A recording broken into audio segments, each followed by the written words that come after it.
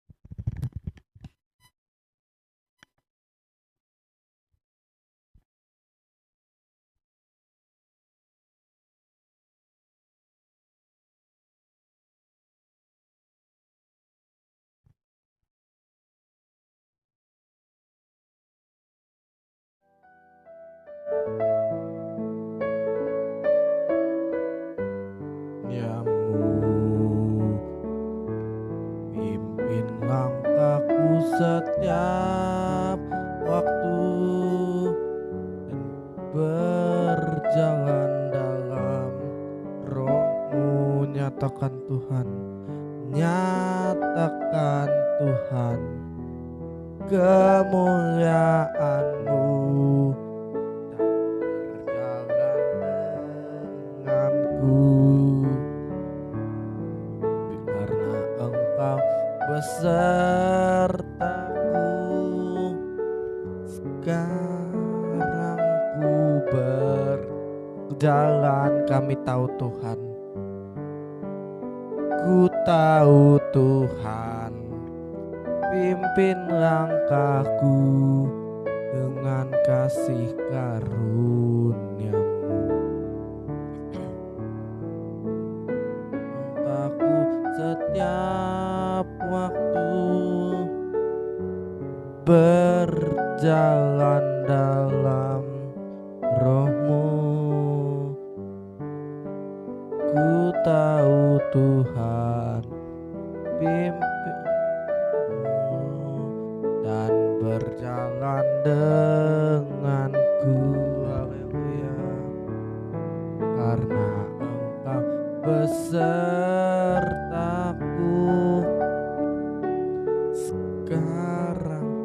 Sekarang ku berjalan, kami perlu Tuhan. Ku tahu Tuhan, pimpin langkahku dengan kasih karunia-Mu. Pimpin langkahku setiap waktu berjalan dalam Roh-Mu. Nyatakan Tuhan,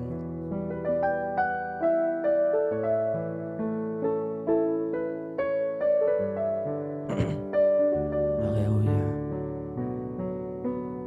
Katakan, nyatakan Tuhan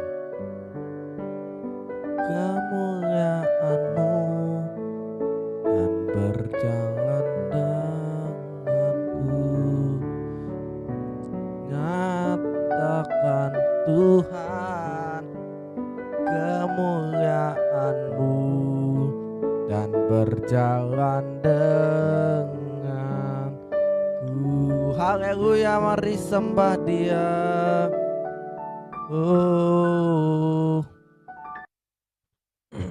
Haleluya. Kami perlu Engkau Tuhan, memimpin jalan kami, karena tanpa Engkau kami tidak bisa berbuat apa-apa.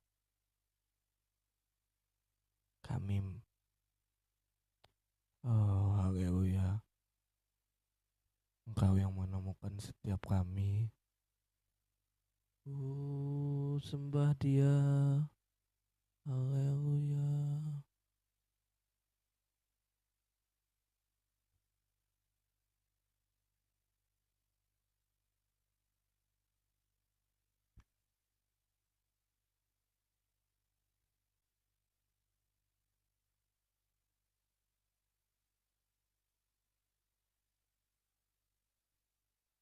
Haleluya. Mari kita bersyukur. Kami bersyukur Tuhan. Kami bersyukur Bapa. Oh,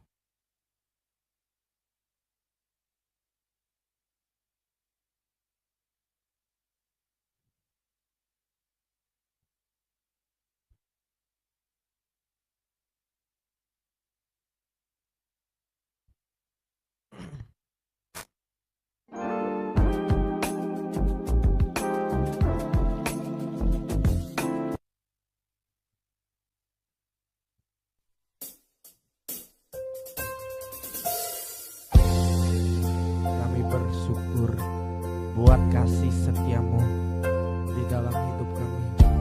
Syukur.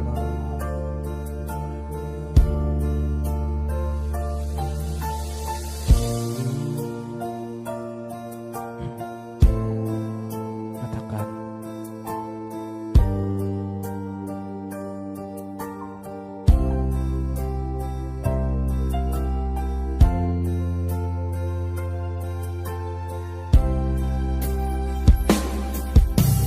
banyak yang kau perbuat di dalam hidupku. Rancangan indahmu terjadi di hidupku. Bapa yang mengerti segala yang ku perlu. Kasihmu sempurna, nyata dalam hidupku. Bersyukur Bapa, ku bersyukur Tuhan buat kasih setiamu di dalam hidupku. Ku bersyukur Tuhan, ku bersyukur Bapa, ku bersyukur Tuhan buat kasih setiamu di dalam hidupku. Ku bersyukur Tuhan.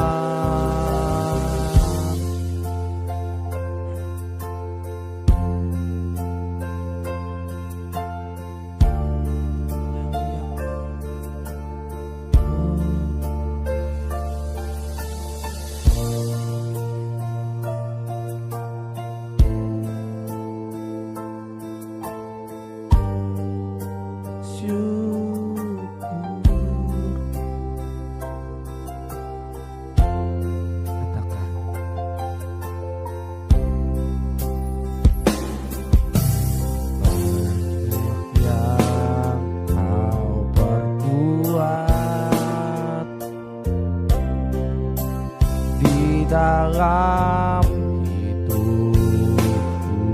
sebab rancang indahmu terjadi di hidupku. Bapa yang mengerti segala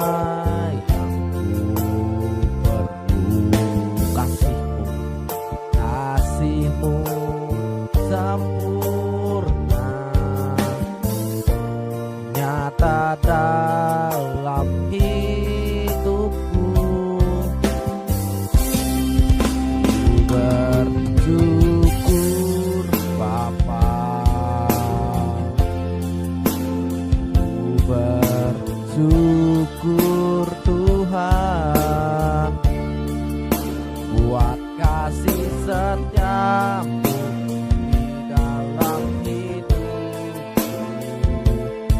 bersyukur.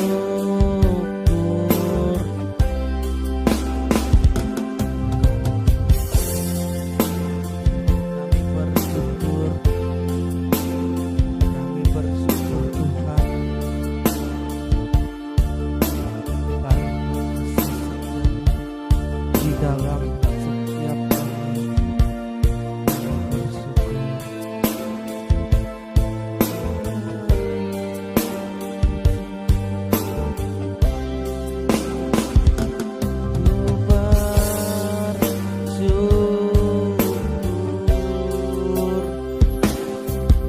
Tuhan, haleluya. Engkau adalah Allah yang peduli, Engkau adalah Allah yang mengerti di dalam kehidupan kami. Tiada satupun yang luput dari pandangan-Mu, tiada satupun yang luput dari tangan-Mu. Sampaikan isi hati-Mu, sampaikan firman-Mu, sampaikan kebenaran dan kebenaran yang memerdekakan hidup kami. Di dalam nama Tuhan Yesus, setiap kita yang percaya diberkati, sama-sama berkata, amin. Silakan duduk. Apa kabar? Sehat, kuat, makmur, panjang umur, awet muda diberkati Tuhan. Amin. Hari ini minggu terakhir di bulan April, ya. Ada 5 minggu di bulan April. Kalau biasa kita ada cuma 4 minggu, ini 5 minggu. Haleluya.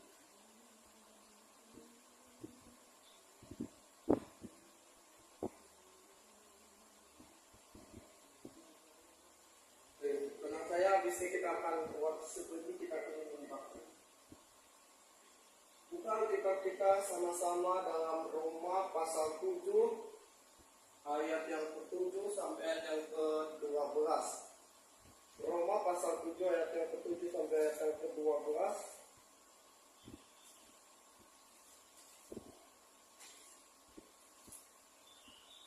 Roma 7 ayat 7 sampai ayat yang ke-12. Satu, kita baca bergantian. 1, 2, 3. Jika demikian, apakah yang hendak kita katakan? Apakah hukum Taurat itu dosa? Sekali-kali tidak. Sebaliknya, justru oleh hukum Taurat, aku telah mengenal dosa karena aku juga tidak tahu apa itu keinginan. Kalau hukum Taurat mengatakan jangan mengingini. Katakan Bu. Tetapi dalam perintah itu bisa mendapat kesempatan untuk memperhatikan di dalam diriku rupa-rupa keinginan serta tanpa hukum Taurat dosa nanti. Daulah umat hidup tanpa hukum Taurat, akan tetapi sesudah perintah itu dosa mulai hidup. Sebaliknya aku mati dari perintah yang seharusnya membawa kepada hidup, ternyata begitu justru membawa kepada kematian. Sebab dalam perintah itu dosa mendapat kesempatan untuk menipu aku, dan oleh perintah itu membunuh aku. Sama-sama. Jadi hukum Taurat adalah kudus dan perintah itu juga adalah kudus, benar dan baik. Siapa yang tidak memiliki dosa? Siapa yang di dalam kehidupannya tidak berdosa? Ada? Ketika kita berkata semua orang berada dalam dosa, apakah inti dari persoalan dosa itu? Karena Paulus jelas berkata, apakah hukum Taurat adalah dosa? Hari ini kita akan membahas tentang apakah hukum Taurat adalah dosa. Jelas, dosa adalah masalah, persoalan adalah masalah hati kita, tetapi dosa hukum Taurat justru membawa kita kepada pengenalan akan dosa. Kenapa demikian?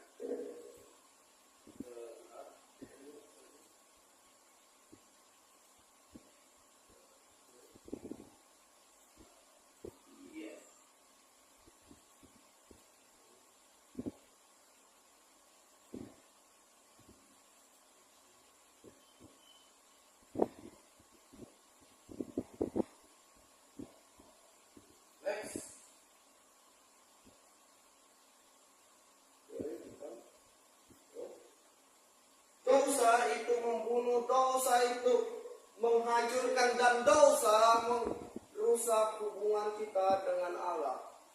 Adam jatuh ke dalam dosa, makanya dia jauh dari Allah. Daud jatuh dalam dosa perzinahan, makanya dia mendapat hukuman dari Allah. Dan dosa adalah masalah yang serius. Ayub pasal 1 ayat 5 kita baca 1, 2, 3. Setiap kali apabila hari-hari pesta telah berlalu, Ayub memanggil mereka dan memutuskan mereka. Keesokan harinya pagi-pagi bangunlah Ayub mempersembahkan korban bakaran sebanyak jumlah mereka sekalian. Sebab pikirnya, mungkin anak-anak itu sudah berbuat dosa dan telah mengutuki Allah di dalam hatinya. Demikianlah dilakukan Ayub senantiasa. Kata senantiasa artinya apa sih? Senantiasa itu artinya selalu. Senantiasa itu artinya sering. Makanya pandangan Ayub adalah pandangan tentang dosa. Dia berkata, apa? Jangan-jangan anakku telah berbuat dosa. Jangan-jangan Allah murka. Jangan-jangan begini. Konsep Ayub ini, pemikiran Ayub adalah pemikiran yang sangat-sangat kecil tentang Allah. Dia selalu memikirkan dosa sehingga hasilnya karena yang kutakutkan itu yang menimpa aku dan yang kucemaskan. Kadang kita berpikir, jangan-jangan Allah begini, jangan-jangan Allah begitu. Jangan-jangan saya dihukum Allah, atau jangan-jangan saya berdosa. Next. Oke, dosa itu bukan kesadaran. Dosa adalah musuh yang sudah dikalahkan Yesus Kristus. Dosa itu bukan pandangan, dosa bukan kesadaran, tapi salib adalah kesadaran bahwa dosa sudah diampuni. Next. Kita baca 1, 2, 3. Elohim telah membuat Kristus yang tidak mengenal dosa menjadi dosa karena kita, supaya di dalam Dia kita menjadi kebenaran Elohim. Tahu arti Elohim? Allah. Makanya kalau kita tahu Immanuel, ada kata L. L itu terambil dari kata Elohim. Jadi intinya Allah membuat Kristus yang tidak mengenal dosa menjadi dosa karena kita, supaya di dalam Dia kita menjadi kebenaran Allah. Katakan, saya kebenaran Allah di dalam Kristus. Saya kebenaran Bapa di dalam Kristus. Amin. Next. Hukum Taurat adalah baik, betul. Jikapun ada yang dapat menerapkan hukum Taurat, benar diselamatkan dan dibenarkan Allah. Tapi pertanyaannya, adakah orang yang benar melakukan hukum Taurat? Nah, itu pertanyaannya. Hukum Taurat baik, betul. Hukum Taurat bisa membenarkan kita di hadapan Allah, betul. Tapi adakah yang bisa melakukan hukum Taurat? Hukum Taurat jadi tidak berarti karena semua orang jatuh ke dalam dosa. Makanya Roma pasal 3 berkata, semua, adakah yang baik? Sekali-kali tidak. Semua orang telah berbuat dosa dan telah kehilangan kemuliaan Allah. Dari mana Paulus bisa mengatakan semua orang tidak ada yang benar? Dari naturalnya. Hukumnya begini, penguin berenang. Kalau misalnya ada penguin yang melompat atau ada penguin yang tengkurap, jadi nggak berarti hukum. Semua monyet manja. Kalau ada satu monyet yang berenang atau satu monyet yang terbang gitu, oke? Hukumnya jadi nggak berarti. Semua orang ganteng. Kalau nggak ada orang yang ganteng berarti hukumnya jadi tidak berlaku. Semua orang tidak ada yang benar dari hukumnya. Ikan berenang, ikan di air makanya dia berenang. manusia berbuat dosa karena naturnya adalah dosa. Naturnya adalah manusia berdosa. Pertanyaannya, apakah yang dapat mengatakan? Next. Elohim atau Allah telah membuat Kristus Tuhan yang tidak berdosa menjadi dosa. Apakah Kristus itu orang berdosa? Semua tidak, tapi dia jadikan dosa. Dia jadi terkutuk karena digantung di atas kayu salib. Dalam Galatia 3 ayat 19 berkata, terkutuklah orang yang digantung atas kayu. Artinya kayu salib itu hina, kayu salib itu terus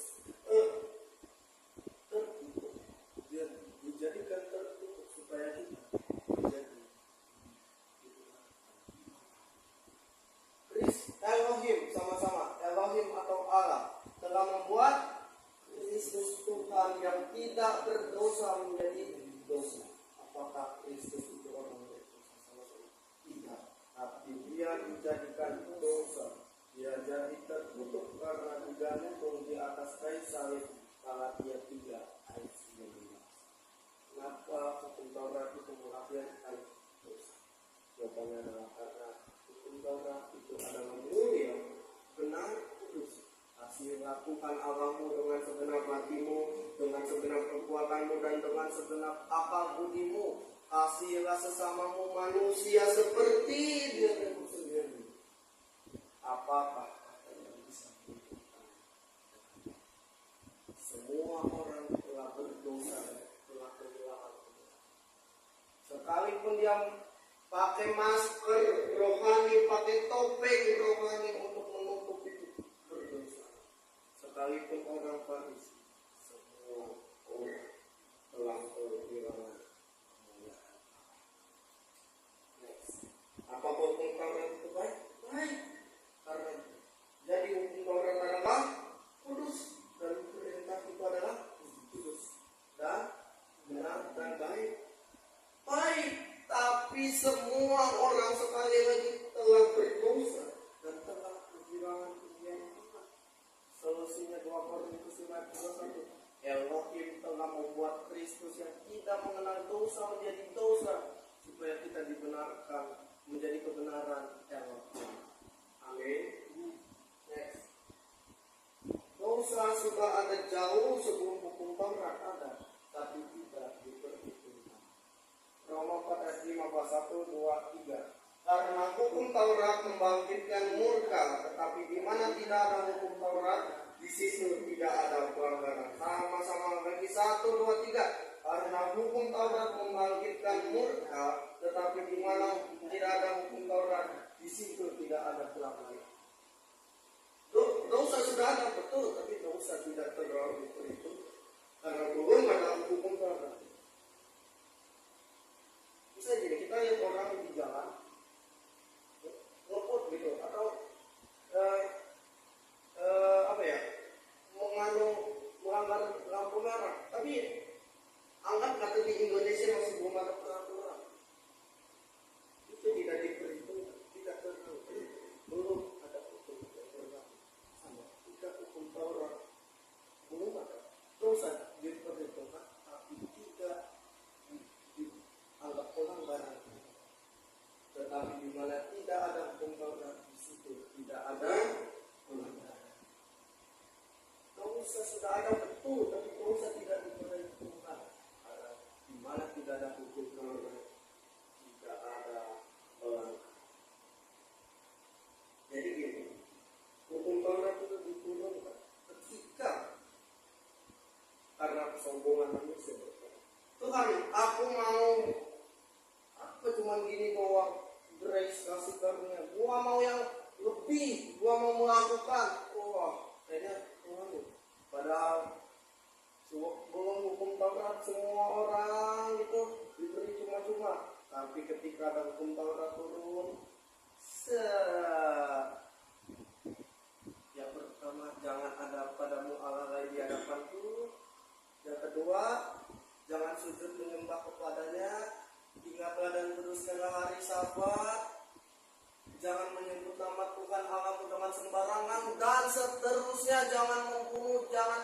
berzina, jangan mencuri, jangan mengucapkan saksi dusta. Kasihilah Tuhan Allahmu dengan segenap hatimu, segenap akal budimu, segenap kekuatanmu. Kasihilah sesamamu manusia seperti dirimu sendiri. Dari situ timbul dosa muncul jauh sebelum Torah, pelanggaran muncul setelah hukum. Next, dosa itu sudah ada sebelum hukum Torah. Tapi dosa tidak terlalu diperhitungkan karena belum ada hukum Torah. Hal yang sama sekarang, kita tidak berada di bawah hukuman Roma pasal 8 ayat 1 sampai 2. Karena apa? Hukum Taurat telah digenapi dalam diri Yesus Kristus. Dia melakukan hukum Taurat dengan benar, dengan sempurna karena dia adalah manusia yang sempurna. Dia turun sebagai manusia, tidak 100% kecuali dosa. Dia kudus, dia mulia, dia suci, dia dapat Allah. Dia melakukan dengan sempurna. Hukum Taurat itu seperti cermin, bagaikan cermin, karena hanya memperlihatkan kegagalan, kebodohan yang pernah kita lakukan, tapi tidak dapat untuk berhenti. Coba kita ke cermin habis bangun tidur. Wah, rambut berantakan, baju kotor,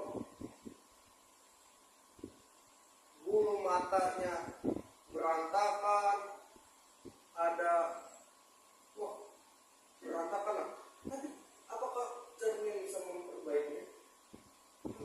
Cermin justru akan memperlihatkan keberantakan. Terus orang yang memperlihatkan dosa, tetapi sekali lagi kita dapat memperbaikinya. Gimana tidak ada hukum Taurat tidak ada. Next.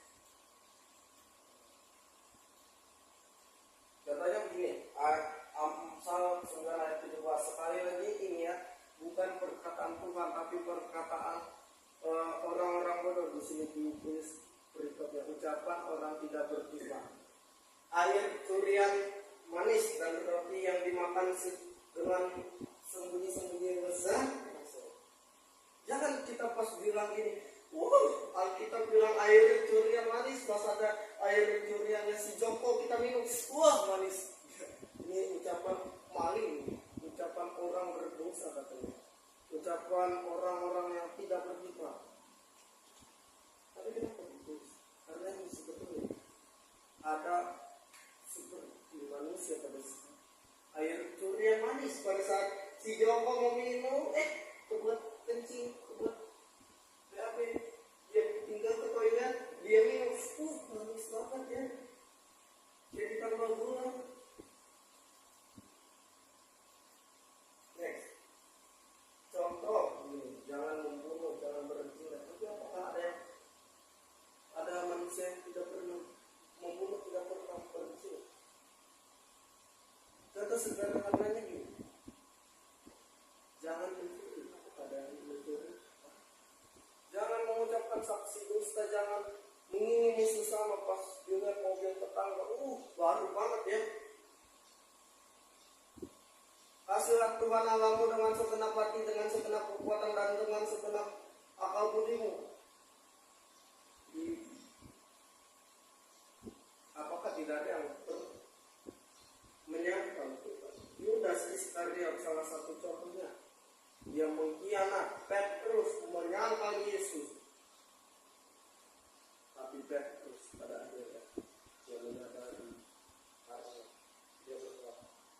Tetapi Yudas Iskariot dia meninggal dengan sangat tragis. Next.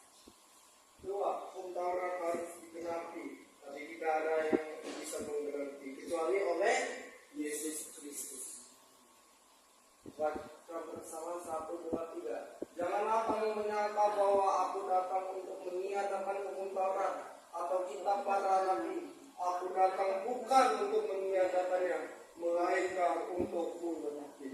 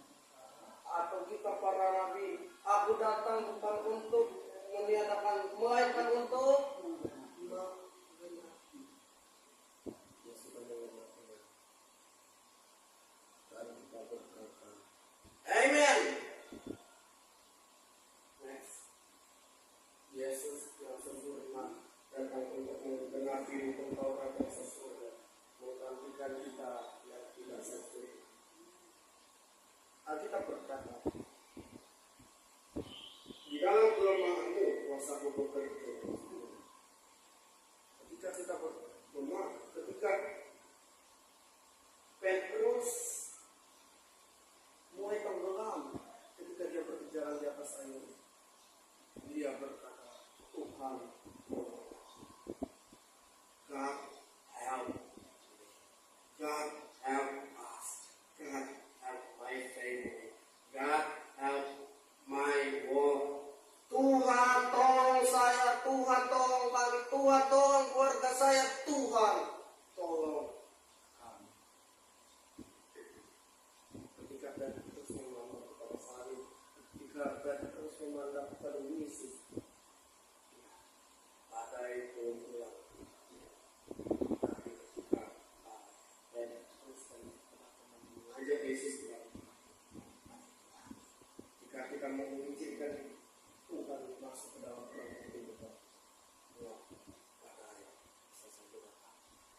Tidak akan dibiarkan kita sampai terjatuh. Amin. Next. Sebab di dalam Dia dan oleh darahnya kita beroleh penebusannya itu pengampunan dosa menurut kekayaan kasih karunia. Dia kaya, Dia mulia. Tuhan yang maha kaya dan maha mulia akan memenuhi segala kebutuhan saudara menurut apa yang telah dilakukan Kristus Yesus. Filipi 4 ayat 19 bagian F ayat. Allahku akan memenuhi segala keperluanmu menurut kekayaan dan kemuliaan dalam Kristus Yesus. Bahasa versi lain, sebab oleh kematian Kristus kita dibebaskan oleh Allah. Berarti Ia sudah mengampuni kita dari dosa-dosa. Sebab oleh kematian Kristus kita dibebaskan oleh Allah. Berarti Ia sudah mengampuni dosa-dosa. Ketika Yesus mati, Dia berkata, "Tetelestai," sudah selesai. It finished. It's over. Sudah selesai. Bapa, ampuni mereka sebab mereka tidak tahu apa yang mereka. Yesus adalah Sang Kasih Karunia. Sementara penuh hidup kita sempurna, maka dari itu Dia datang untuk menerima kita apa adanya, tapi tidak membiarkan kita.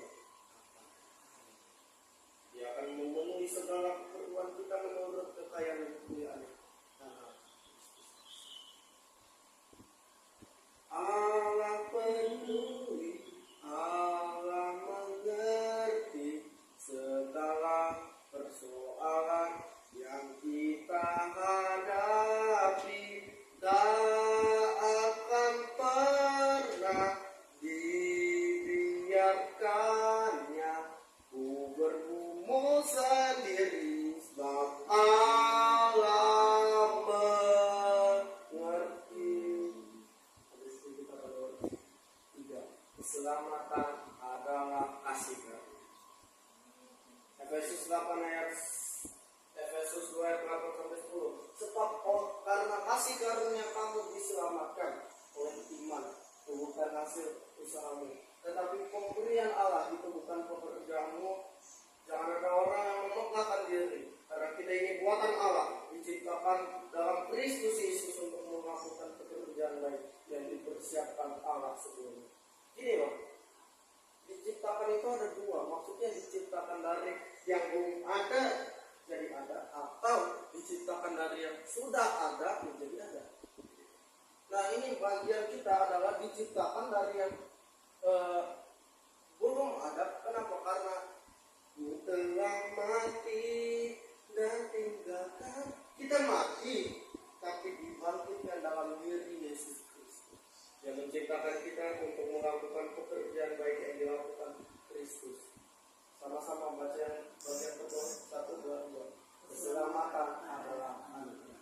Kata diciptakan adalah lahir menerima Yesus sebagai Tuhan dan Juru Selamat. Dan keselamatan adalah anugerah. Tuhan itu tidak pernah berubah. Ada dua orang begini, jangan tidak menerima uang atau bantuan. Atau begini, orang sampai dikejar-kejar debt collector. Banyak acaranya. Maaf ya Pak, Bapak saya nggak ada. Wah, gimana Bapak? nggak tahu saya Pak, katanya sih mau keluar, mau tak panggilin Kak. Tapi Tuhan tidak menghubungi. Katakan, Tuhan saya tidak pernah menghubungi. Next. Bukan kamu yang memilih aku, tapi akulah yang telah memilih kamu, dan aku telah menetapkan kamu supaya kamu pergi dan menghasilkan buah, dan buahmu itu tetap, supaya apa yang kamu minta kepada Bapa dalam namaku diberikannya kepadamu. Bukan kita yang memilih dia. God choose you. God loves choose you.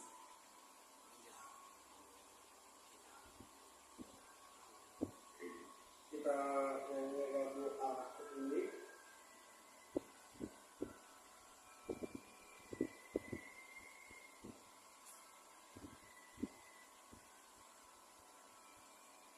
Bagian ini.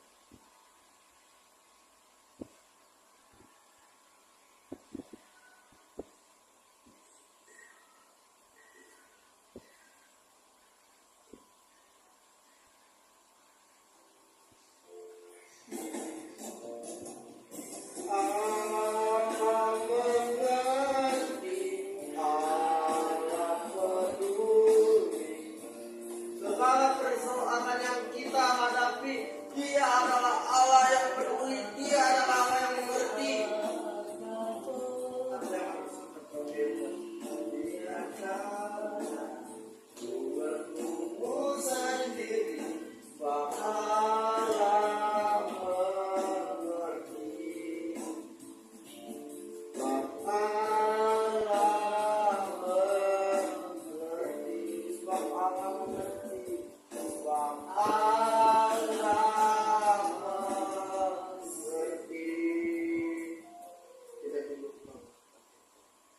Kami tahu Engkau adalah Allah yang peduli.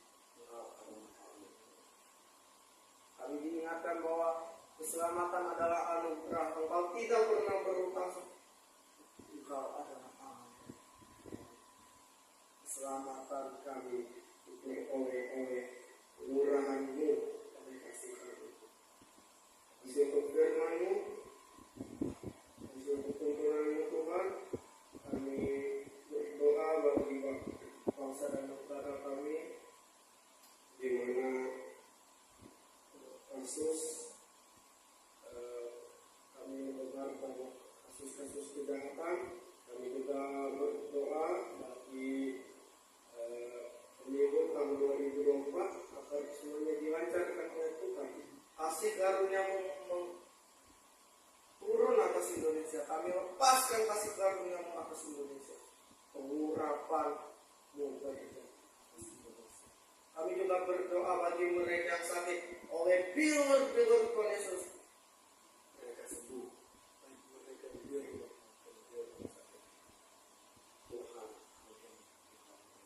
Tuhan telah menunggu. Bagi hamba-Hamba-Mu yang Engkau tetapkan dimanapun, pendeta, vigaris, penatua, diakon, penginjil, baik WL, singer, multimedia, baik juga pembersih gereja, Tuhan menolong mereka, Tuhan membimbing, memberi tuntunan kepada mereka. Inilah doa yang dan seru kami di dalam nama Tuhan Yesus yang telah mengajarkan kita. Bapa kami yang di sorga, dikuduskan namamu, datanglah kerajaan-Mu, jadilah kehendak-Mu di bumi seperti di surga. Jangan kemana-mana, jangan kami sikapnya, jangan kami atas kesalahan kami. Seperti yang dilakukan menjalankan bersama. Jangan membawa kami Tuhan, tapi lepaskan kami dari kepada karena membangun kerajaan kuasa Allah Bapa, cinta kasih dari Tuhan Yesus Kristus, dan bahkan persekutuan dari Allah Roh Kudus menyertai kita dari sekarang dan sampai selama-lamanya. Setiap kita yang siap dengan iman, kita katakan Amen. God bless you, Tuhan Yesus memberkati dan shalom.